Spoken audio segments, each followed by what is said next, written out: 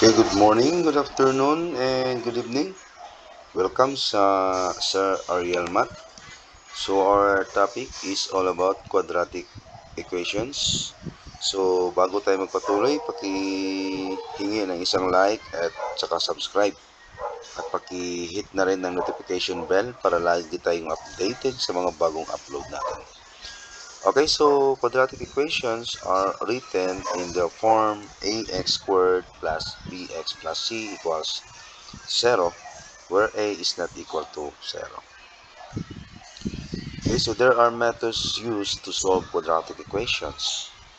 Number one, we have graphing. Second is factoring. Third is square root property. And fourth is completing the square. And we have last is quadratic formula. Okay, so hindi lang natin ito i-discuss ng detalye. Kasi pinapakita lang dito na yung may mga method na hindi pwede or hindi applicable sa ibang equations. Okay? So, why so many methods? So, some methods will not work for all equations. So, hindi mag-work yung ibang methods sa isang equation or sa lahat ng equation. So, some equations are much easier to solve using a particular method. Okay? So, may ibang equation na mas dali siya sa isang particular method. Okay? So, variety is the spice of life. So, first method, we have graphing. So, graphing to solve quadratic equations does not always produce an accurate result. So, hindi laging nag-produce siya ng accurate or tamang result. If the solution to the quadratic equations are irrational or complex, there is no way to tell what the exact solutions are by looking at the graph. So graphing is very useful when solving contextual or contextual problems involving quadratic equations. Examples of graphing. So yung equation is y equals x squared minus 4x minus 5. Okay? So yung graph dyan or yung solution natin dito ay x is negative 1 and positive 5. Ito yung negative 1, ito yung positive 5. Okay? So, okay lang yan. So, another equation is x or y equals x squared minus 4x plus 7. So, yung solutions ay 2, positive, negative, imaginary, or the square root of 3. Or I or imaginary times the square root of 3. Okay? Next, example number 3, y equals 3x squared plus 7x minus 1. So, yung solution ay negative 7, positive, negative times the square root of 61 over 6. Another method is factoring. Okay, so factoring is typically one of the easiest and quickest way to solve quadratic equations. However, not all quadratic polynomials can be factored. So, hindi pala lahat sa quadratic polynomials na ay pwede siya ma-factor. Okay, so this means that factoring will not work to solve many quadratic equations. Okay, so solving quadratic equations using factoring. Okay, meron tayong mga steps dito. Number 1, put the quadratic equations into standard form. Second, factor the quadratic equations or quadratic expression. 3 is set each factor equal to 0. And 4 is solve each equation. And 5 is check each root in the original equation. Okay, next method is factoring. Example number 1. So, okay lang ito. X squared minus 2x minus 24 that is equal to 0. So, ito yung factor ng equation na yan. So, x plus 4, i-equate natin into 0. Ayan na. Ito rin, x minus 6, equate natin into 0. Ayan. So, ang solution ay x equals negative 4 at saka x is positive 6. Okay na yan pag ganyan ang equation. How about another example? So, kapag ganyan, x squared minus 8x plus 11 equals 0, ibig sabihin, x squared minus 8x plus 11 is prime. Therefore, another method must be used to solve this equation. So, hindi siya pwede or hindi siya applicable sa factoring, yung equation na x squared minus 8x plus 11. So, another method, square root property. This method is also relatively quick and easy. Okay? However, it only works for equations in which the quadratic polynomial is written in the following form. X squared equals n, or the quantity or the square of the quantity of x plus c equals n. Okay lang kung ganyan ang form. Example number 1 sa square root property.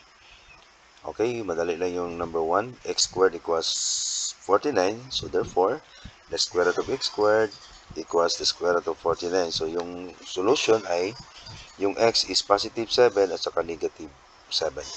So example number 2, the square of x plus 3. The square of the quantity of x plus 3 equals 25. Then square root natin both sides, or square root natin yung the square of x plus 3 at saka itong square root of 25. So ang solution is x is 2 and saka yung x is negative 8. So okay lang din yan pag ganyan yung equation. Pero dito sa example number 3, x squared minus 5x equals 11. Pag ganyan ang equation, this equation is not written in the correct form to use this method. So, hindi rin siya applicable yung square root property. Okay, so completing the square. This method will work to solve all quadratic equations. However, okay, it is messy to solve quadratic equations by completing the square. If, okay, kung ang A is not equal to 1 and or B is an odd number. So, medyo mahirapan tayo. So, completing the square is a great choice for solving quadratic equations if, so kung ang a natin o yung coefficient ng x or yung x squared ay 1 at saka yung b is an even number, so walang problema tayo sa completing the square. Okay, example tayo. Okay, a is 1 tapos b is even number. So, x squared tapos yung ang a dito is 1. Tapos yung b natin dito is negative 6. So, okay lang yan. So, result ito. X equals 3, positive, negative, 2, tapos imaginary. Okay, ito. Example number 2. So, ito ang, hindi siya pwede dito or mahirapan tayo dito. A is not equal to 1, B is not even. Ibig sabihin, yung B is ay odd. So, 3x squared minus 5x plus 2 equals 0. Okay, so ang result, i-dicture na natin, x is positive 1 at saka yung x is positive 2/3. Okay, another method, ito yung last, the quadratic formula. Okay, this method will work to solve all quadratic equations. However, for many equations, it takes longer than some of the method discussed earlier. Okay, the quadratic formula is a good choice if the quadratic formula cannot be factored. The equation cannot be written as x, the square of x plus 3 equals n, or a is not equal to 1 and b is not an odd number, or b is an odd number. Okay, ito yung quadratic formula. So, x equals negative b positive negative the square root of b squared minus 4ac over 2a. Okay, to solve a quadratic using the quadratic formula, put the quadratic equation into standard form. Write out the formula, what is a, b, and c stand for. Or next is substitute for each variable.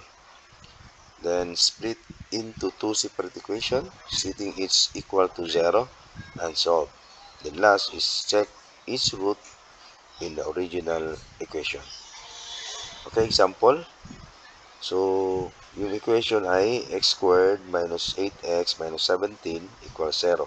So, yung a natin dito ay positive 1, tsaka yung B ay negative 8, at saka yung C ay negative 17. Okay, then i-substitute natin sa ating formula. Okay, so ito na yan. Ito yung B, so negative 8 man yan, di ba? So yung B is negative B, so therefore this is positive na. Positive 8. So, positive negative, square root of negative 8 squared minus 4 times 1, tapos negative 17. Ito yung A, yung C, negative 17. Yung A is positive 1. Okay, over 2A, or 2 times 1. Then, so, X is equal to 8, positive negative, the square root of 64 plus 68. Kasi yung negative 8 dyan, i-double natin yan or multiply natin by itself. So, the result is 64. Then ito, negative 4 at saka negative 17, multiply natin, that is positive 68 over 2. So, the result is 8, x equals 8, positive negative, the square root of 132. I-add lang natin yan. So, nagiging 132 over positive 2. And then, i-factor natin itong 132. That is square root of 4 times square root of 33. Okay, so ang result yan, ayan na, 8, tapos positive negative 2, kasi square root of 4 is equal to 2, tapos square root of 33 over 2. So yung final answer natin dyan, so that is, divide natin, 8 divided by 2 is positive 4, positive negative 2 times the square root of 33. Okay po, so ito lang po yung topic natin. At maraming salamat sa panonood at pakikinig. At again, sa hindi pa nakasubscribe, paki-subscribe na lang at paki-hit ng o paki-pindot ng notification bell para lagi kang updated sa mga bagong upload natin. Maraming salamat and God bless.